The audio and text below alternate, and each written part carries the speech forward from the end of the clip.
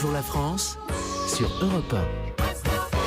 Vous avez vu, on a un visiteur du jour qui vient de rentrer dans le studio. Ah bah attendez, là, vous avez un visiteur de choix. Ah, vous le connaissez, Julien Schmitt. Julien Schmitt, c'est un artiste incroyable. Je vous Bon, conseille écoutez. Voilà, je peux pas faire mieux. Pour la petite enveloppe, tu sais comment ça se passe. Tout à fait. Bon. La petite enveloppe qui est une petite bouteille. Bonjour en fait. Julien. Salut tout le monde, Thierry, bonjour. Nous avons appris aujourd'hui pas mal de choses sur vous. Je vais à présent évoquer des anecdotes et périodes de votre vie que les gens et vous-même parfois ne connaissaient pas. Alors Thierry, selon Wikipédia, vous êtes né à Saint-Mandé, bon, n'importe quoi. Bon, en même temps, Wikipédia a dit que je suis un humoriste de la nouvelle génération, alors que ça fait 25 piges que je galère. Non, je plaisantais. Évidemment, je n'ai même pas de page Wikipédia. Et vous n'êtes pas du tout né à Saint-Mandé, puisque vous êtes né le 19 octobre 1956 en Chine, dans un petit village du Sichuan appelé Tsampini Chuman. À votre naissance, la cruelle politique de l'enfant unique pousse vos parents à vous abandonner en forêt. Par chance, vous êtes retrouvé et adopté par un certain Patrick Puideval et sa femme Corinne Bouvio, un couple de pandas francophiles fans de yéyé. Le couple vous donne un prénom français, Thierry, et un deuxième prénom chinois, Lindsay Lohan. Vous coulez des jours heureux à vous rouler dans la mousse fraîche, vous empiffrer de bambou et faire caca dans la rivière. Et puis un jour, l'adolescence arrive avec ses envies d'évasion. Vous allez voir papa panda et maman panda et vous leur annoncez que vous voulez les quitter, voyager et partir pour le pays de leurs idoles.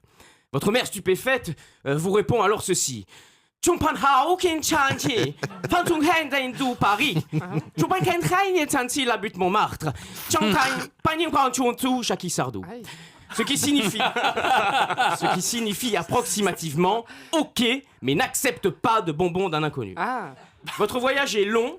Sur le chemin, vous faites escale un temps dans un camp de mathématiciens naturistes à Malte.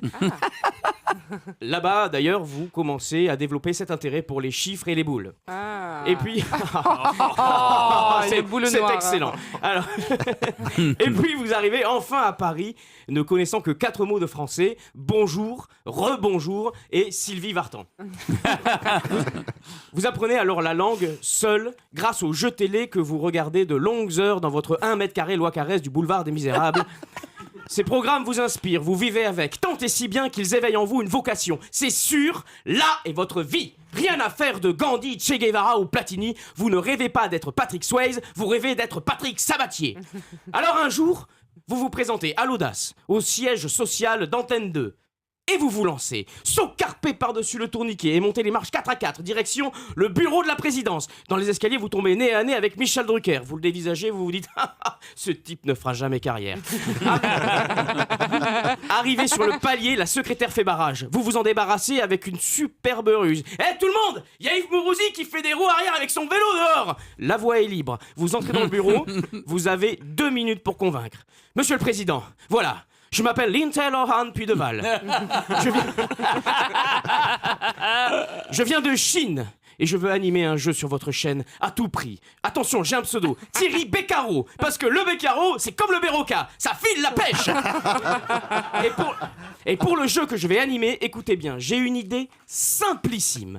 2 équipes de 2 s'affrontent alors, et on leur donne chaque tour une grille de chiffres, pair pour l'une, impair pour l'autre. Le but est de recouvrir ces grilles horizontalement, verticalement ou en diagonale à l'aide de boules numérotées. Mais pour avoir ces boules, il faut trouver un mot de 8 lettres. Le candidat propose un mot, si la lettre n'est pas colorée, c'est qu'elle n'est pas dans le mot. Jaune, elle est mal placée. Et là, vous allez me dire, quand la lettre est bien placée, on la met en vert. Eh ben non, on la met en rouge. Parce que c'est tellement plus drôle quand c'est pas logique du tout. Mais c'est pas tout. Si la candidate, qui devra impérativement s'appeler Martine et habiter dans la Sarthe, tire une boule noire, alors il y a un bègue qui se met à chanter oh, oh, oh, oh, oh, oh, oh, oh. Et ça veut dire qu'elle a perdu.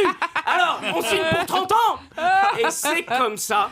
Incroyable. C'est comme ça que vous êtes depuis plus de 28 ans la bouffée d'oxygène des chômeurs et des femmes au foyer, mais surtout des chroniqueurs à Europe 1 qui ont raté leur vie capillaire et qui n'ont même pas de page Wikipédia. Oh, Julien Schmitt, bravo. Formidable résumé de ce jeu Motus. Europe